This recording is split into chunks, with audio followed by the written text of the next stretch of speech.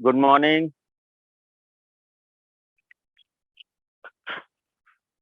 Good morning.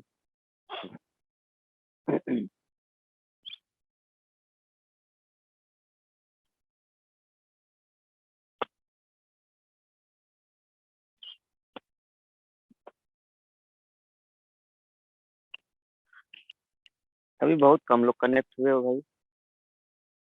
अभी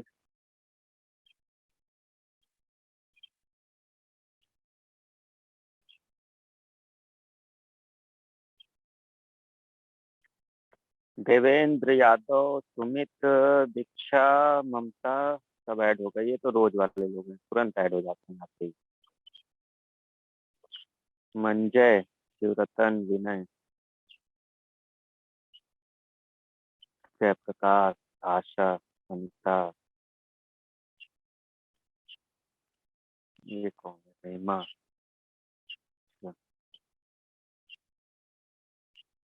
ऋषिका, अनिल, ज्योति,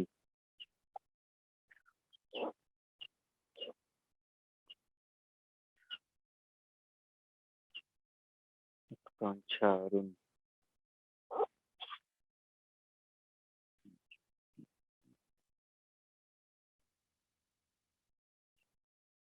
रोहित, प्रिया चौधरी।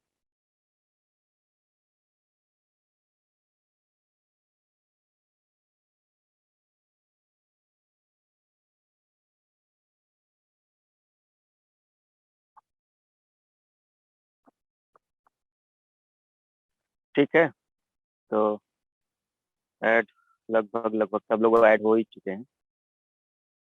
57।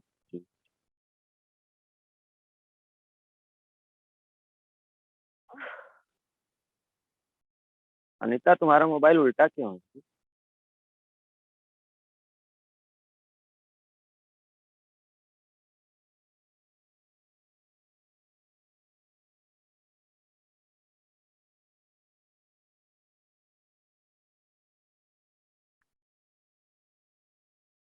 चलो start करते हैं। तो जैसा कि हम लोग पीछे पढ़ चुके हैं,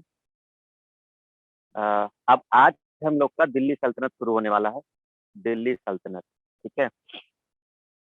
दिल्ली सल्तनत में पीछे की कहानी देखो, पढ़ चुके हो। दिल्ली स्थापित होने से पहले हम आपको पूरी कहानी समझा चुके हैं कि किस तरह से दिल्ली इन लोग के हाथ में आया है ना। पहले अरब आक्रमण हुआ, लेकिन अरब आक्रमण आपका सिंध प्रांत तक ही रहा, वो उसके अंदर नहीं आ पाया। लेकिन फिर आया महमूद गजनवी, तो उसने अटैक किया और फिर वो अंदर तक भी आया। कई बार उसने लूटा, लेकिन कोई सत्ता स्थापित नहीं की। वॉइस क्लियर है ना हमारी? ठीक है। तो सत्ता वगैरह वो स्थापित नहीं किया, एक लुटेरे की तरह आया और वो लूट करके चला गया उधर। फिर आया मोहम्मद गोरी।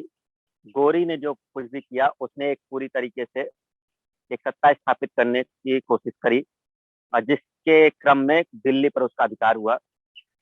और दिल्ली से लेकर के अजमेर, कन्नौज, बनारस, पेशावर, नंदनपुर, लाहौर, मुल्तान, लगभग लगभग बहुत सारा क्षेत्र उसके गजनवी के सॉरी गोरी के अधिकार में आ चुका था।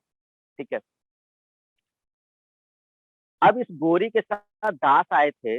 गोरी के साथ दास क्या कहोगे, कि गोरी के सेना में थे वो लोग।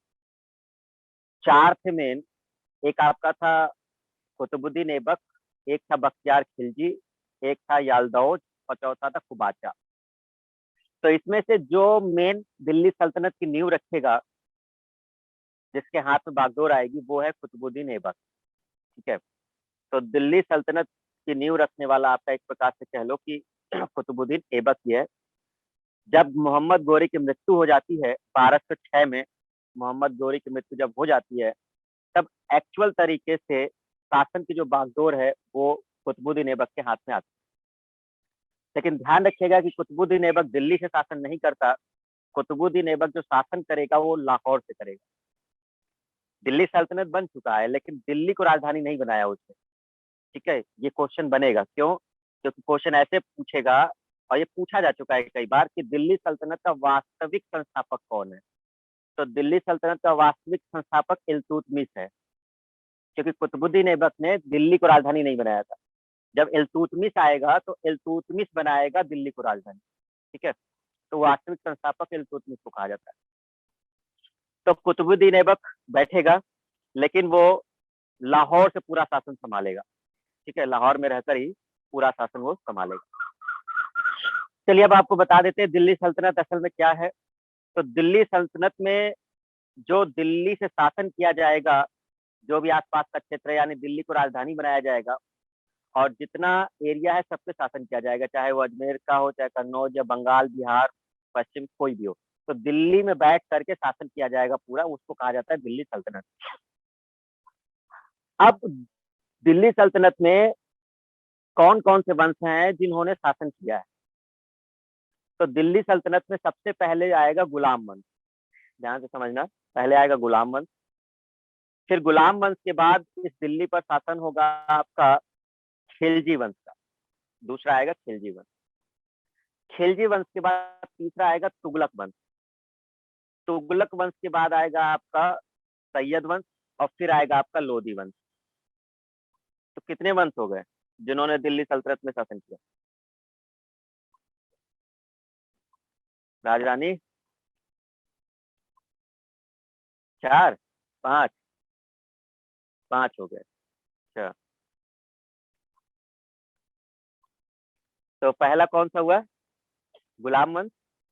ठीक है, दूसरा कौन हुआ? खिलजी वंश। तीसरा कौन हुआ? तुगलक वंश। चौथा कौन हुआ? सैयद वंश। और पांचवा कौन हुआ? लोधी वंश। तो टोटल 5 शासन करेंगे दिल्ली सल्तनत में। अब दिल्ली सल्तनत में 5 ही क्यों है? क्योंकि इस लोधी वंश के बाद मुगल वंश शुरू हो जाएगा, बाबर आएगा। जैसे ही लोधी वंश खत्म होगा फिर बाबर आएगा, बाबर के बाद मुगल वंश स्टार्ट हो जाएगा। तो दिल्ली सल्तनत की थोड़ी सी चीजें बता देते हैं ताकि आपको एक रूपरेखा मिल जाए कि दिल्ली सल्तनत क्या, फिर हम शुरू करते हैं। दिल्ली सल्तनत का शासन काल है 1206 से लेकर 1526 तक। इस डेट को अपने माइंड में बना लो, चाहे तो नोट कर लो। जो दिल्ली सल्तनत का शासन काल होगा वो होगा 1206 से लेकर 1526 तक। ठीक है, तो ये जो दौरान, ये जो शासन काल का दौरान है, ये है आपका दिल्ली सल्तनत का शासन काल, जिसमें ये पांचों वंश जो है वो होगा। वही 1526 में जब पानीपत का युद्ध होगा बाबर के साथ, यहीं से मुगल वंश की नींव पड़ेगी। जब 1526 में युद्ध होगा ना, इब्राहिम लोदी पराजित हो जाएगा, तो वहीं से मुगल वंश की नींव पड़ेगी। तो दिल्ली सल्तनत खत्म हो जाएगा, मुगल वंश शुरू हो जाएगा। तो दिल्ली सल्तनत आपका हो गया 1206 से 1526 तक। ठीक है, इस पूरे दिल्ली सल्तनत में जो 5 शासनकाल हैं, इसमें ज्यादा शासनकाल किया है तुगलक वंश। तुगलक वंश का शासनकाल सबसे ज्यादा है और खिलजी वंश का सबसे कम है। 2 पॉइंट ध्यान रखना है। पहला गुलाम वंश है, दूसरा खिलजी है, लेकिन इसका खिलजी का जो शासनकाल है सबसे कम है। फिर तीसरा जो तुगलक वंश आएगा, इसका शासनकाल सबसे ज्यादा है। फिर आपका सैयद वंश, सैयद वंश में कुछ पढ़ना ही नहीं है, कुछ राजा के नाम है, बस वो याद कर लेना, उसकी कोई ज्यादा कहानी नहीं है। फिर आपका आएगा लास्ट लोधी वंश। ठीक है, एक आइडिया मिल गया दिल्ली सल्तनत के बारे में, कौन स्थापित करेगा और कौन कौन से राजवंश इस पे, मतलब कौन कौन से वंश इस पे शासन करेंगे और किस तरह से चीजें चलेंगी। चलो अब आते हैं हम लोग सबसे पहले गुलाम वंश पर, जहां से चीजें शुरू होंगी। तो गुलाम वंश में 1206 से 1290, गुलाम वंश का शासन काल दिल्ली सल्तनत में चलता है 1206 से 1290। ध्यान रखिएगा, 1206 से 1290। ठीक है, और इस समय गद्दी पर बैठेगा कुतुबुद्दीन ऐबक। कुतुबुद्दीन ऐबक बैठेगा, लेकिन ये इतना आसान नहीं था कुतुबुद्दीन ऐबक के लिए, क्योंकि कुतुबुद्दीन ऐबक गुलाम था मोहम्मद गोरी का, और इसी तरह से इसके और भी साथ में थे, जैसे कि यालदौजा, ठीक है, जो मोहम्मद गोरी की सेना में ही थे, कुबाचा। ठीक है, तो बख्तियार खिलजी से तो इसको ज्यादा दिक्कत नहीं हुई, क्योंकि बख्तियार खिलजी तो बंगाल अभियान पे निकल गया था, बंगाल और बिहार अभियान पे, जहां उसकी मृत्यु हो गई। लेकिन ये जो दोनों थे, यालदौजा और कुबाचा, इसने कुतुबुद्दीन ऐबक को बहुत परेशान किया। अब ये लोग क्या करते थे कि मतलब कुतुबुद्दीन ऐबक से कहते थे कि भाई दिल्ली पे शासन हम करेंगे। कुतुबुद्दीन ऐबक कहता था नहीं हो सकता, ठीक है, हम ही करेंगे शासन। तो ऑब्वियस सी बात है, संघर्ष होगा ही होगा। कुतुबुद्दीन ऐबक थोड़ा चालाक था, यलदौजा की बेटी से इसने विवाह कर लिया और कुबाचा को अपनी बहन दे दी। मतलब यलदौजा जो इसका प्रतिद्वंदी था, उसकी बेटी से इसने विवाह कर लिया तो बन गए वो रिश्तेदार, और जो कुबाचा था उससे इसने अपनी बहन की शादी करा दी। दोनों का मामला खत्म हो गया, दोनों हो गए रिश्तेदार। तो यलदौजा का काम भी खत्म हुआ और कुबाचा का भी खत्म हुआ, दोनों लोगों से निपट लिया इसने, शासन किया। यही हुआ करता था। अच्छा, मुगल काल की एक खासियत और समझिएगा, खासियत कह लो चाहे जो भी कह लो, मुगल काल बार बार आ जा रहा है, मुगल काल तो बाबर से होगा। असल में जब मुस्लिम आक्रमण, ये तुर्की वगैरह चल रहा है तब इन लोगों में उत्तराधिकार की लड़ाई बहुत होगी, क्योंकि सबसे बड़ी खराबी क्या है इसमें कि कोई किसी को उत्तराधिकार नियुक्त नहीं करता, और इनके में बहुत पहले से ही नहीं चला रहा। देखिए, जब प्रॉफिट मोहम्मद साहब हैं जो मक्का में जब थे, आपको अगर याद हो, तो प्रॉफिट मोहम्मद साहब ने अपने किसी उत्तराधिकारी को नियुक्त नहीं किया है। आपको मालूम है चाहे न मालूम, उन्होंने ऑफिशियली किसी को उत्तराधिकारी नियुक्त नहीं किया था। ठीक है, वो अलग बात है कि उसके बाद आने वाले जो लोग थे वो खलीफा लोग थे, लेकिन किसी को प्रॉफिट मोहम्मद ने ये नहीं कहा था कि तुम मेरे बाद तुम उत्तराधिकारी होगे। ऐसा उन्होंने किसी को अथॉरिटी नहीं दी थी। तो ये चीजें बाद में भी चलती चली आ रही हैं कि मतलब इसमें क्या था कि कोई भी एकदम उस तरह से प्रॉपर नहीं कर पाता था कि ये मेरा उत्तराधिकारी होगा। तो इसमें वंश की लड़ाई बहुत चला करती है।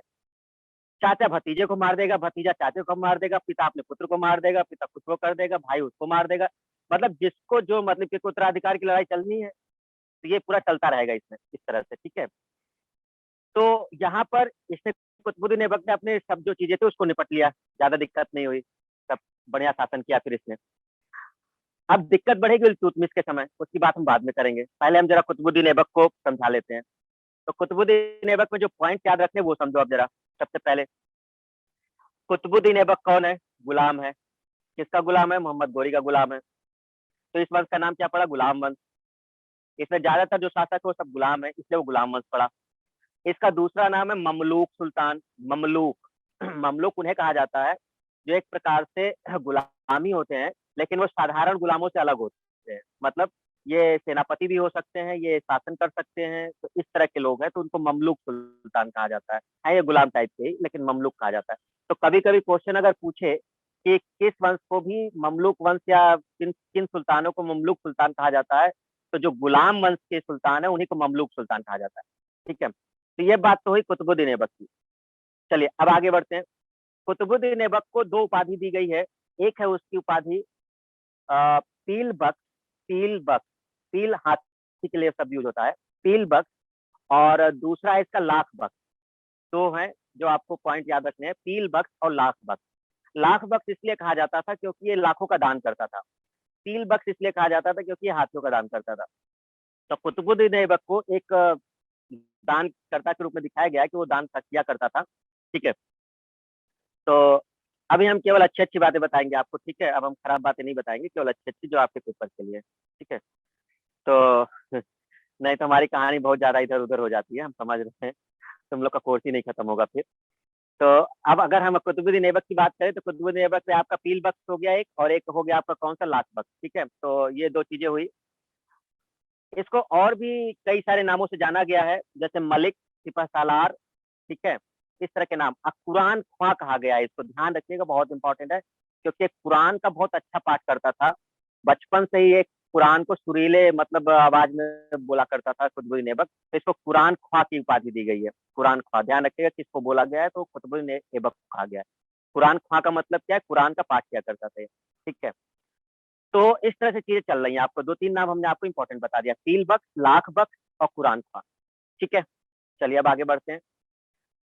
असल में अगर हम इसको देखें कुतुबुद्दीन ऐबक को, तो कुतुबुद्दीन ऐबक ने जो निर्माण करवाया है वो करवाया है इसने, एक तो इसने कुव्वत अल इस्लाम मस्जिद करवाई है, कुव्वत उल इस्लाम। ठीक है, दिल्ली में है ये कुव्वत उल इस्लाम मस्जिद। और दूसरा इसने मस्जिद बनवाया है 2.5 दिन का झोपड़ा, अजमेर में। बनवाया क्या है वो हमने आपको बता ही दिया था कि एक संस्कृत विद्यालय था जिसको विग्रहराज चतुर्थ ने बनवाया था, जिसको तोड़ करके उसी की खंडहरों पर ये 2.5 दिन का झोपड़ा मस्जिद बनाई गई। ठीक है, तो ये दो चीजें हो गई। तो दिल्ली में कौन सी मस्जिद थी? कुव्वत उल इस्लाम। और अजमेर में कौन सी है? 2.5 दिन का झोपड़ा। ठीक है, अच्छा, अब आगे बढ़ते हैं। कुतुबुद्दीन ऐबक ने एक मीनार बनवाई है जिसका नाम है कुतुब मीनार। तो उसने नींव डाली थी, लेकिन उसको जो कंप्लीट कराने का श्रेय है वो इल्तुतमिश को जाता है। ठीक है, ध्यान रखिएगा इस चीज को। किसके नाम पर इसको बनवाया गया है? तो कुतुबुद्दीन ऐबक ने अपने नाम पे नहीं बनवाया है। एक सूफी संत है शेख मोइनुद्दीन चिश्ती, उनका एक शिष्य है बख्तियार काकी। उस बख्तियार काकी, कुतुबुद्दीन बख्तियार काकी नाम उसका है, तो बख्तियार काकी के नाम पर इन्होंने उस कुतुब मीनार का नींव रखा था। ठीक है, आगे चल करके इस कुतुब मीनार को नुकसान पहुंचेगा। कहा जाता है कि बिजली गिरती है और उससे ऊपर के जो माले रहते हैं वो खंडा मतलब नुकसान पहुंचता है कुतुब मीनार को। तो फिरोज शाह तुगलक आएगा, फिरोज शाह तुगलक, वो उसके निर्माण को बढ़ाएगा ऊपर के 2 मंजिल को। तो एक प्रकार से 3 लोगों का नाम आ जाता है आपके कुतुब मीनार में। पहला नाम आ जाता है कुतुबुद्दीन ऐबक का, जिसने नींव रखी है। इल्तुतमिश, जिसने उसको पूरा करवाया है। फिर जब इसको नुकसान पहुंचता है तो तीसरा आता है फिरोज शाह तुगलक, जो उसको सही करवाता है। तो इस तरह से तीनों नाम याद रखिएगा, कुतुब मीनार से जुड़ा हुआ है। ठीक है, अच्छा। एक खेल था चागौन का खेल, जो आज की डेट में पोलो खेल कहा जाता है। जो पोलो खेल होता है, घोड़े पे बैठे बैठे खेला जाता है। एक होता है पोलो, मतलब एक तो दूसरा पोलो भी होता है, एक वो भी होता है। ठीक है, तो घोड़े पर बैठे बैठे, तो चागौन का खेल बोलते हैं। ये खेल खेलते हुए लाहौर में वो था कुतुबुद्दीन ऐबक, और महल के उसमें ही खेल रहा था वो। तो घोड़े से गिरता है और वहीं उसकी मृत्यु हो जाती है। तो इस तरह से जब कुतुबुद्दीन ऐबक की मृत्यु हो जाती है तो उसका जो मकबरा है वो लाहौर में बना दिया जाता है। ठीक है, तो चागौन का खेल बहुत इंपॉर्टेंट है, ध्यान रखिएगा। और ये बात है 1210 की, यानी कि शासक बना है कुतुबुद्दीन ऐबक 1206 में, और 4 साल का ही शासन काल रहा है, 1210 में मर गया है। तो कुतुबुद्दीन ऐबक का शासन काल है आपका 1206 से 1210। तो 1206 में ये गद्दी पे बैठा है, लाहौर इसकी राजधानी है। 1210 में लाहौर में ही ये मर गया है, चागौन का खेल खेलते हुए। घुड़सवार भी कर रहा था, गिर गया और मर गया। वहीं पर उसका मकबरा है। क्या कुतुबुद्दीन ऐबक कंप्लीट हुआ? कुतुबुद्दीन ऐबक कंप्लीट, सिंपल, सबको कोई डाउट इसमें? नहीं, ठीक है ना। तो दिल्ली सल्तनत का जो पहला शासक जिसने नींव रखी है वो गुलाम वंश का पहला शासक है कुतुबुद्दीन ऐबक। ठीक है, गुलाम है ये किसका? मोहम्मद गोरी का। इनको क्या बोला जाता है? ममलुक सुल्तान बोला जाता है। ठीक है, कब बैठा है गद्दी पर? 1206 में बैठा है। ठीक है, किस नाम से जाना जाता है? कुरान ख्वां, पील बख्श, लाख बख्श। ठीक है, इसने 2 मस्जिद बनवाई है, कुव्वत अल इस्लाम दिल्ली में, और इसने बनवाई है ढाई दिन का झोपड़ा, ठीक है, अजमेर में। फिर इसके कुतुब मीनार का नींव डाला है, जिसको इल्तुतमिश से पूरा कराया है। उसको कुछ नुकसान पहुंचा था तो फिरोज शाह तुगलक ने उसको सही करवाया था। फिर उसके बाद अगर हम आगे बात करते हैं तो लाहौर इसकी राजधानी थी, और लाहौर में ही किले में ये चागौन का खेल खेल रहा था, जिससे घोड़े से गिरने से इसकी मृत्यु हो गई थी 1210 में। और वहीं इसका मकबरा है। कुतुबुद्दीन ऐबक खत्म हुआ, कंप्लीट। अब ऐसे ज्यादा ठीक है ना, हम ज्यादा इधर उधर की कहानी में पड़ जाते हैं।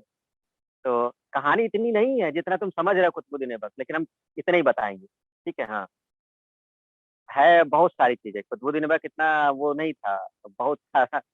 बट चलिए आगे बढ़ते हैं। तो अब कुतुबुद्दीन ऐबक के बाद आता है हाँ, स्टोरी तो अच्छी लगेगी बेटा, स्टोरी तो अच्छी लगेगी। हाँ, बट कोर्स खत्म नहीं होगा ना स्टोरी अच्छी लगने में। तो कुतुबुद्दीन ऐबक के बाद आता है अब देखो, जो पढ़ना है कुतुबुद्दीन ऐबक के बाद, वैसे तो हमें 4 शासकों को मेन पढ़ना है गुलाम वंश में। कुतुबुद्दीन ऐबक, इल्तुतमिश, रजिया सुल्तान और बलबन। 4 ही मेन है, मेन 4 ही हैं, बट इनके बीच में बहुत लोग आते हैं। 11 शासक है टोटल, आपको हमने बताया भी था। तो इसके बाद बैठता है आराम शाह। आराम शाह बैठता है 1210 में, जब कुतुबुद्दीन ऐबक की मृत्यु होती है। आराम शाह आराम से आता है, आराम से चला जाता है मतलब ऐसे याद कर लो कि आराम से आता है और आराम से चला जाता है। क्यों? क्योंकि आराम शाह ज्यादा भी शासन नहीं करता। ये 1210 में ही बैठा है, 1210 में ही मर जाता है। तो मुझे लगता है जहां तक 6 या 7 महीने का शासन काल था, कोई बढ़िया काम किया नहीं, इसलिए कोई याद नहीं रखता। तो याद रख लो, आराम से आया और आराम से चला गया। कौन? आराम शाह। ठीक है, अब बैठता है गद्दी पे इल्तुतमिश। इल्तुतमिश बैठता है। अब ध्यान रखिएगा, मोहम्मद गोरी का गुलाम है कुतुबुद्दीन ऐबक, और कुतुबुद्दीन ऐबक का गुलाम है इल्तुतमिश। मोहम्मद गोरी का गुलाम है कुतुबुद्दीन ऐबक, और कुतुबुद्दीन ऐबक का गुलाम है इल्तुतमिश। ठीक है, अब क्वेश्चन बनता है कि गुलामों का गुलाम किसे कहा जाता है? तो गुलामों का गुलाम कहा जाता है इल्तुतमिश को। याद कर लीजिए, बहुत इंपॉर्टेंट क्वेश्चन है कि गुलामों का गुलाम किसे कहा जाता है? इल्तुतमिश को कहा जाता है। मतलब एक गुलाम भी एक गुलाम रहता है, तो ये इस तरह से। तो मोहम्मद गोरी ने तो खुद कुतुबुद्दीन ऐबक को रखा, फिर कुतुबुद्दीन ऐबक ने इल्तुतमिश को रख लिया। तो गुलामों का गुलाम है। चलिए अब बात करते हैं इल्तुतमिश के शासनकाल की। तो 1210 में ही आराम शाह की मृत्यु हुई, और 1210 कहा जाता है, 1210 1211, तो हम 1210 से लेके चलते हैं क्योंकि उसी साल उसकी मृत्यु हो गई थी आराम शाह की। तो 1210 से 1236 शासनकाल है इल्तुतमिश का। ठीक है, 1210 से 1236 शासनकाल है इल्तुतमिश का। 26 साल शासन किया है, और हमें लगता है कि गुलाम वक्त में सबसे ज्यादा इसी ने शासनकाल किया है, इल्तुतमिश ने, क्योंकि 4 साल में ही 1206 से 1210 में ऐबक चला गया। रजिया सुल्तान भी 4 ही साल कर पाएगी, और एक और करेगा, बलबन करेगा 1266 से 1287। तो 66 और 4 कितना हुआ, 70, 10, 17, 4, फिर भी इसी का सबसे ज्यादा शासनकाल है, तो इल्तुतमिश का ही सबसे ज्यादा शासनकाल है। ठीक है, 1210 से 1236 का। इल्तुतमिश के बारे में कुछ इंपॉर्टेंट परीक्षा की दृष्टि से देखते हैं। तो इल्तुतमिश को दिल्ली सल्तनत का वास्तविक संस्थापक बोला जाता है, ध्यान रखिएगा। ये वो पहला व्यक्ति है, पहला शासक है जिसने लाहौर से राजधानी को दिल्ली बनाया है। ठीक है, गुलामों का गुलाम है ये, और क्योंकि जब गुलाम गद्दी पे बैठता है तो उसको सुल्तान मानने से लोग इनकार कर देते हैं, और इसके लिए उसे बगदाद में जो खलीफा बैठा हुआ है, उस खलीफा से उसको एक पत्र लेना पड़ेगा कि मैं शासन कर सकता हूँ। तो अब्बासी खलीफा है, ये सब बातें हम पीछे कर चुके हैं। ठीक है, बगदाद के जो खलीफा थे वो अब्बासी खलीफा थे। तो अब बगदाद के खलीफा ने इसको पत्र दिया था इल्तुतमिश को कि तुम सुल्तान बन सकते हो और जितने भी क्षेत्र है उस पर शासन करो। तो इसने 1229 के आसपास ये पत्र प्राप्त किया था, और इसने शासन किया था अच्छे से, सुल्तान इसको मिल गया था। तो इसीलिए कहा जाता है दिल्ली सल्तनत का पहला सुल्तान किसे कहा जाता है, तो ये कहा जाता है इल्तुतमिश को। छोटे छोटे पॉइंट है, ये बहुत इंपॉर्टेंट है। कुतुबुद्दीन ऐबक ने कभी भी सुल्तान की उपाधि नहीं ली थी, ध्यान रखिएगा। ठीक है, तो सुल्तान बना इल्तुतमिश। जब कुतुबुद्दीन ऐबक की मृत्यु हुई थी तो उस समय ये बदायूं का सूबेदार था। कौन, इल्तुतमिश बदायूं का सूबेदार था। ठीक है, तो उस समय भी एक अच्छी पदवी पे था। और जब हम इल्तुतमिश की बात करते हैं तो ये व्यक्ति एक ऐसा व्यक्ति जिसके लिए 3 मेन काम जो याद रखने हैं आपको, बहुत इंपॉर्टेंट है, अभी याद कर लेना। पहला, कुछ मैसेज की हो क्या कोई?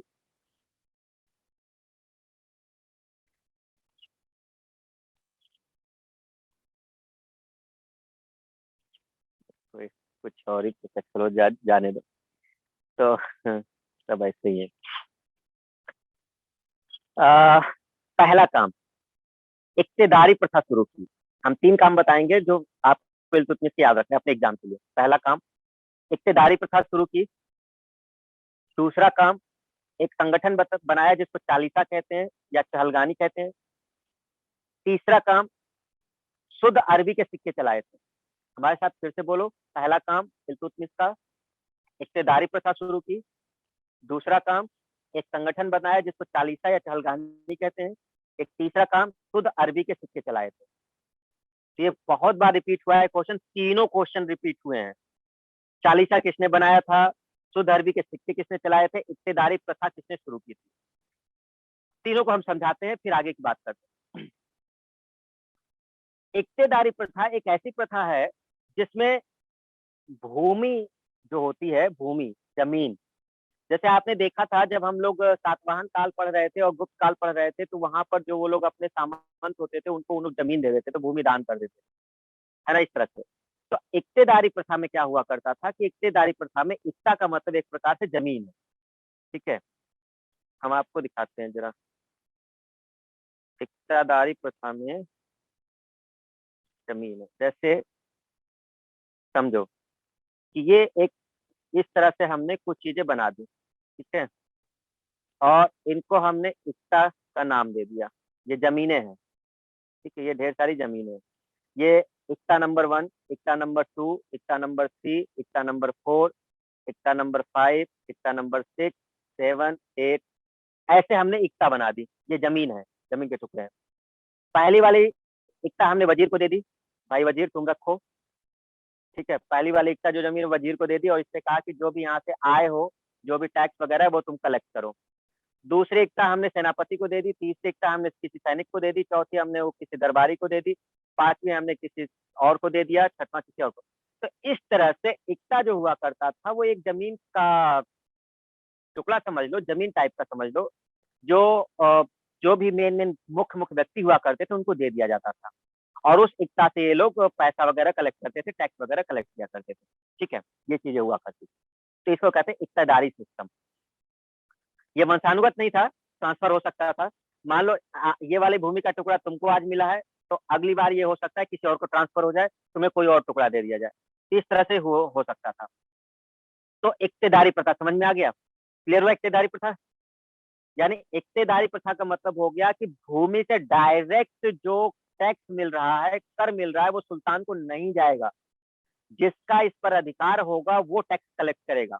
एक दूसरी प्रथा होती है जिसको खालसा भूमि कहते हैं। खालसा खालसा भूमि होती है जो अलाउद्दीन खिलजी चलाएगा। खालसा भूमि में सुल्तान को डायरेक्ट कर जाया करता है। खालसा भूमि और इक्ता दोनों अलग अलग है। इक्ता में इसका एक कोई अधिकारी होगा, वो लेगा, कलेक्ट करेगा, लेकिन खालसा भूमि से सीधे सुल्तान को जाएगा। तो खालसा भूमि बढ़ेगी तुम्हारी अलाउद्दीन के समय में जाकर। तो ये क्वेश्चन बहुत इंपॉर्टेंट है कि इक्तेदारी प्रथा किसने शुरू की थी? इल्तुतमिश ने शुरू की थी। क्या इक्तेदारी समझ में आ गया? आगे बढ़े, ठीक है। अब आगे बढ़ते हैं। अब संगठन की बात करते हैं। जो संगठन है उसको चालीसा संगठन बोलते हैं। चालीसा संगठन में इल्तुतमिश ने क्या किया था? 40 सरदारों का संगठन बनाया था, उसी को चालीसा कहते हैं। तो 40 सरदारों का संगठन बनाया था, और ये 40 सरदार तुर्क सरदार थे, सारे के सारे तुर्क थे। अपने विश्वास पात्र लोगों को इसने अपने संगठन में रखा था। वो इसलिए रखा था ताकि लोग अगर, मतलब आप देखो शासक क्या करेगा? अब शासक बैठा हुआ है कहीं दिल्ली में, अब उसको पता नहीं, पूरा इतना बड़ा क्षेत्र है, वो शासन कैसे करेगा? तो 40 सरदारों को जो विश्वास पात्र थे उसको मिलाकर उसने संगठन बना लिया था। और ये 40 सरदार जो थे ये पूरे मतलब साम्राज्य को देखते थे, अलग अलग को, लोगों से सामंजस्य बिठाते थे। किसी को कोई प्रॉब्लम होती थी तो उन संगठन चालीसा से मिलता था, और उससे फिर वो दरबार में जाकर के सुल्तान से मिलते थे। जो चालीसा वाले थे, इस तरह से सब चीजें सही चल रही थी। तो ये बहुत बढ़िया व्यवस्था कर रखी थी इल्तुतमिश ने। तो इसको कहीं जाने की जरूरत नहीं थी, वो सरदार ही सब इसकी व्यवस्था कर देते थे और सारा चीजें रखते थे, जिससे विद्रोह भी नहीं होता था और हर चीज इसको पता चलती रहती थी इल्तुतमिश को। ठीक है, तो ये चालीसा था, इसमें तुर्क सरदार ही थे मेन। अच्छा, अब आते हैं शुद्ध अरबी के सिक्के पर। तो पहला ऐसा दिल्ली का सल्तनत सुल्तान जिसने शुद्ध अरबी के सिक्के चलाए हैं, बहुत इंपॉर्टेंट है, ध्यान रखिएगा। इसने 2 सिक्के चलाए थे, चांदी का टंका, याद करना, चांदी का टंका और तांबे का जीतल। तो एक चांदी का टंका चलाया था और एक दूसरा तांबे का जीतल चलाया था। पहला ऐसा सुल्तान जिसने टकसाल, टकसाल उसे कहते हैं जहां पर सिक्के ढाले जाते हैं, तो दिल्ली में इसने टकसाल बनवाई थी और सिक्कों के पीछे टकसाल का नाम लिखवाया था। देखो क्या होता है कि जो सिक्के जिस जगह पे ढाले जाते हैं, तो वहां पर उस जगह का नाम उस पर बनाया जाता है कि ये सिक्का किस टकसाल से ढाला गया है। जैसे आज भी भारत में जो रिजर्व बैंक ऑफ इंडिया है, जो भी टकसाल से वो सब चीजें करती है, तो ये रहती है कि जो टकसाल हमारे अलग अलग क्षेत्रों में है, नोट छापने के और सिक्कों के। तो पहला ऐसा सुल्तान है जिसने सिक्कों पर टकसाल अंकित करवाने की व्यवस्था की थी। तो टकसाल वो जहाँ पे वो सिक्के ढाले जाते थे, शुद्ध अरबी के सिक्के थे जो दिल्ली में टकसाल बना था। और ये 2 सिक्के थे, एक चांदी का टंका था और तांबे का जीतल। भूलना मत, याद रखना इसको, ठीक है। चांदी का टंका और तांबे का जीतल। क्लियर हो गया? हाँ या ना? मुखड़ा तो देखो सबका।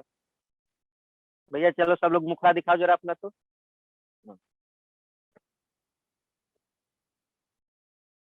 हाँ, कितने सुंदर सुंदर, अरे सब एकदम, सब कोई किसी से मिल नहीं रहा। बताओ, सबसे खासियत ये है कि कोई किसी का चेहरा किसी से मिल ही नहीं रहा। मतलब, है ना? तो क्या मैसेज लिखे हो भाई? मैसेज भी लिख देते हो तुम लोग। सर एक बार माइक कहूँ कर लीजिए, वॉइस क्लियर नहीं आ रहा है। अभिषेक गुप्ता, वॉइस क्लियर नहीं आ रहा मेरा? आ रहा है ना? ये खुद का माइक सही नहीं करते हैं, हमारा माइक सही करवाते रहते हैं। इतना महंगा हम खरीदे हैं, तुम लोग के क्लास के लिए केवल। नहीं तो हम इस वाले से थोड़ा बात करते हैं, हम उस मुंह वाले से बात करते हैं, पास वाले से। इस वाले से बहुत दूर आवाज जाती है ना? पास वाले में बड़ा आसान रहता है, कोई दूसरा नहीं सुन पाता है, बस उसी से जिससे बोलते वही सुनता है खाली। हाँ, तो सब चीजें लड़कियां बहुत अच्छे से जानती हैं। लड़कियों को छोड़ो, लड़कियों को तो उसकी जरूरत नहीं पड़ती। वो जो मोबाइल का जो माइक्रोफोन नहीं होता, उसी को मुंह पे लगा लेते हैं। अरे आजकल तो तब भी ठीक है, पहले वाला तो अजब चलता था जब वो छोटा ही नहीं समझ में आ रहा। तो तो इस तरह से चीजें हैं। चलो अच्छा ठीक है, सब लोग बढ़िया है। तो इल्तुतमिश के तीनों काम आपको क्लियर हो गए? तीनों काम जल्दी से बता दीजिए, तीनों काम क्या थे, बाकी तब तक हम सबको देख लें, सब लोग जग रहे हैं, ठीक है? हाँ ठीक है, चलो बढ़िया। रंजन, मनोरंजन, मीरा, विनोद, अभिषेक, राहुल कुछ तो सो गए होंगे, 100% लगा करके कुछ सो गए। अरे तुम लोग टाइप करो भाई, तीनों काम लिखो जल्दी से उसका। इल्तुतमिश के तीनों काम लिखिए जल्दी। अरे हिस्सेदारी नहीं, इक्तेदारी। ओहो।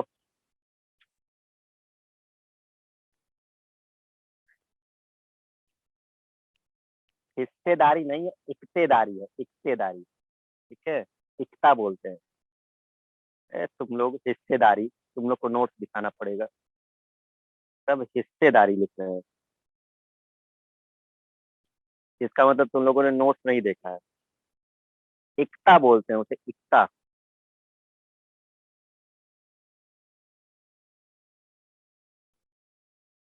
गुलाम वंश। देखो इधर सभी, इक्ता बोलते हैं, ये इधर है, ये रहा इक्ता। ऊपर देखो सबसे पहले तो इसमें इक्तेदारी कहते हैं, इक्तादारी प्रथा। समझ गए, इक्तादारी। दूसरा ये है 40 योग्य सरदारों का, ये नीचे चालीसा या तुर्के चहलगानी, या चहलगानी वर्ड होता है, ये है। ठीक है। तीसरा है इसका ये शुद्ध अरबी के सिक्के, ये रहे। थर्ड, शुद्ध अरबी के सिक्के। ये है 3 मेन पॉइंट। पहला है इक्तेदारी व्यवस्था, ये जो ऊपर है। दूसरा इसका है ये काम चालीसा का संगठन, और तीसरा इसका शुद्ध अरबी के सिक्के। नहीं मिल पा रहा टाइम तो प्रिंट निकलवा लो, प्रिंट निकलवा सकते हो।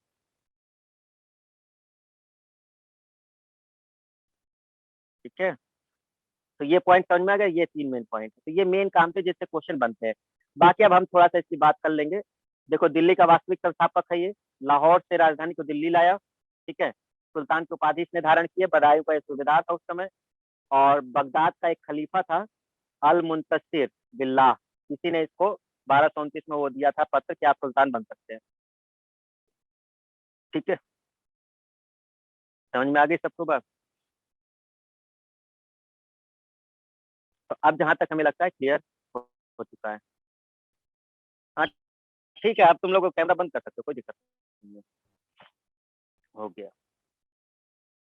चलो अब बात करते हैं, तो यहाँ तक क्लियर हुआ सबको? अब समझ गए इक्तेदारी प्रथा, दूसरा कौन सा तुर्के चहलगानी, और तीसरा सुदर्बी के सिक्के, याद हो गया होगा सबको? अच्छा अब बात करते हैं, ये तो मेन पॉइंट था। अब बात करते हैं कि इसके समय चुनौतियां क्या थी, क्या दिक्कत थी इल्तुतमिश के समय, और एक अच्छा प्रशासक कैसे बन के उभरा। इल्तुतमिश के समय सबसे पहले आपको बता दें कि जो यालदौजा था, देखो यालदौज जिसकी बेटी से शादी की थी कुतुबुद्दीन ऐबक ने। तो यालदौज जो था वो गजनी का शासक था उस समय। तो यालदौजा ने क्या किया था, विद्रोह कर दिया इल्तुतमिश के समय। कुतुबुद्दीन ऐबक का तो रिश्तेदार बन गया था, बट इल्तुतमिश के समय उसने विद्रोह कर दिया, यालदौजा। तो यालदौजा को हराने के लिए एक तीसरा युद्ध हुआ, तराइन का तीसरा युद्ध। तराइन का तीसरा युद्ध, तराइन के 2 युद्ध पीछे हो चुके हैं।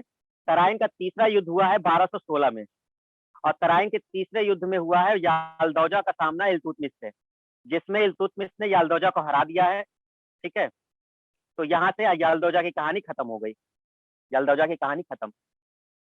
तो ध्यान रखिएगा, तराइन का तीसरा युद्ध यालदौजा और किसके बीच हुआ है, इल्तुतमिश के बीच हुआ है। अब दूसरी दिक्कत इसको थी कुबाचा से। कुबाचा जिससे ऐबक ने अपनी बहन की शादी की, तो इल्तुतमिश के समय उसने भी विद्रोह कर दिया। तो इल्तुतमिश के समय जब कुबाचा ने विद्रोह किया, मुल्तान का था उस समय वो, कूच और मुल्तान। तो 1227 के आसपास इल्तुतमिश ने कुबाचा को भी हराया है। कुबाचा को हराया है, कुबाचा सिंधु नदी में कूद करके आत्महत्या कर लिया है, या कहो कि डूब गया, या जो भी हो गया, मर गया कुल मिला के सिंधु नदी के उसमें। तो कुबाचा की भी कहानी खत्म हो गई, यालदौजा की खत्म हो गई। अब तीसरा जो सबसे खतरनाक है वो है मंगोल आक्रमण। भाई साहब, अगर इतिहास में कोई सबसे क्रूर है तो वो है मंगोल। तुर्क भी कुछ नहीं है इनके सामने। अभी तक जितना अटैक हुआ है, गजनवी, गोरी, ये लोग तो कुछ है ही नहीं। मतलब मंगोल का केवल नाम अगर कोई सुन लेता था, चंगेज खान, तो भैया एकदम मतलब समझ लो कि पूरे शासन में तहलका मच जाता था कि कहीं ये हमारी तरफ आक्रमण न कर दे। चंगेज खान, नाम ध्यान रखना। इससे खतरनाक शासक कोई हुआ ही नहीं पूरे इतिहास में। तो मंगोल आक्रमण हुआ था इसके समय में, लेकिन भारत में एंट्री नहीं हुई थी। सबसे अच्छी खासियत, चलो एक हम चीज अच्छी बताएंगे कि उस समय लोगों ने, भले ये लोग खतरनाक थे तुर्क लोग, लेकिन इन लोगों ने मंगोलों के आक्रमण को बचा लिया था भारत में आने से। तो मंगोल की एक सबसे खराब आदत क्या थी कि वो जीतने के बाद भी उस पूरे शहर को तबाह कर देते थे। पूरे शहर को ही खत्म कर देते थे, बिल्कुल पूरा ध्वस्त हो जाता था। पूरे एकदम वीरान, मतलब समझ लो, आदमी औरत बच्चे कोई कुछ नहीं, सैनिक तो छोड़ो, जो उसके सिविलियन होते थे सबको काट दिया जाता था, मार दिया जाता था। तो पूरी तबाही मचा देते थे मंगोल। ठीक है। और मंगोल इतने ताकतवर हो चुके थे कि पूरा चीन से लेकर के भूमध्य सागर तक, यूरोप का लेकर के यहाँ सिंध से लेकर के, और उनका उधर ट्रांस ऑक्सियाना का क्षेत्र, बहुत बड़ा साम्राज्य था मंगोल का। और जिसमें चंगेज खान था। ये एक अलग टॉपिक है, ये पूरा लगभग आधे घंटे का टॉपिक ही है, तो हम इसको यहाँ नहीं शुरू करेंगे। बट थोड़ा सा आइडिया दे देते हैं कि मंगोल का आक्रमण इस समय हुआ था। बस एक अच्छी बात हुई थी कि भारत में आने से इनको रोक लिया था इन तुर्क लोगों ने, जो यहाँ पर थे। तुर्क वैसे खतरनाक थे, दुष्ट तो थे, लेकिन कम से कम मंगोल नहीं आ पाए। नहीं तो मंगोल जो तबाही मचाते उसका अंदाजा भी नहीं लगता कि क्या होता फिर भारत में। तो चंगेज खान ने आक्रमण किया था 1221 में। और आपको बता दें, इल्तुतमिश का शासन काल है 1210 से 1236। डेट हम इसलिए बताते हैं क्योंकि ये क्वेश्चन बनते हैं, इसलिए आपको याद रहे। तो 1221 के आसपास आक्रमण हुआ है मंगोल शासक चंगेज खान का। लेकिन ये भारत के अंदर नहीं हुआ है। सिंधु नदी की सीमा है, सिंधु नदी के उस पार मंगोल की सेना है, और सिंधु नदी के इस पार सल्तनत है, दिल्ली सल्तनत है। सिंधु नदी समझ गए ना? सिंधु नदी जो आपकी बह रही है, पाकिस्तान वाला एरिया दिखाया ना आपको, तो सिंधु नदी के उस साइड, अफगानिस्तान वाले एरिया के साइड आपका मंगोल लोग हैं। और सिंधु नदी के इस तरफ कौन है? दिल्ली सल्तनत है। तो सिंधु नदी के जहां तक हमें लगता है कि चंगेज खान वगैरह ये लोग नहीं आ पाए थे, ठीक है, रोक लिया गया था इनको। और उसका रीजन बता देते, थोड़ा समझा देते हैं पॉइंट हम, ताकि चीजें क्लियर हो। फिर कभी हम मंगोल पूरा समझा देंगे अच्छे से। तो जिस समय भारत में दिल्ली सल्तनत चल रहा है, दिल्ली सल्तनत जिस समय इल्तुतमिश वगैरह का शासन चल रहा है, उसी समय मध्य एशिया में, मध्य एशिया जो उधर का है, ईरान वगैरह का क्षेत्र है, ईरान हो गया, इराक हो गया, इसके ऊपर का जो क्षेत्र था ट्रांसऑक्सियाना वगैरह, ये मध्य एशिया था, है ना। और इस तरफ का जो क्षेत्र चल रहा है, ईरान इराक वगैरह का जो क्षेत्र चल रहा है, इस समय एक साम्राज्य का उदय हो रहा है। सुनिएगा मेरी बात बहुत ध्यान से। जिस समय भारत में दिल्ली सल्तनत का उदय हो रहा है, उसी समय वहां पर एक साम्राज्य का उदय हो रहा है, वो है ख्वारिज्म साम्राज्य। ख्वारिज्म कहते हैं उसे, ख्वारिज्म। ठीक है। ईरान की तरफ है ये, ख्वारिज्म साम्राज्य का उदय हो रहा है जब दिल्ली सल्तनत है, और उधर ख्वारिज्म साम्राज्य। जब चंगेज खान आता है, मंगोल नेता, ये पूरा तबाह कर देता है ख्वारिज्म साम्राज्य को, एकदम तहस नहस कर देता है। ख्वारिज्म साम्राज्य बिल्कुल बर्बाद हो जाता है।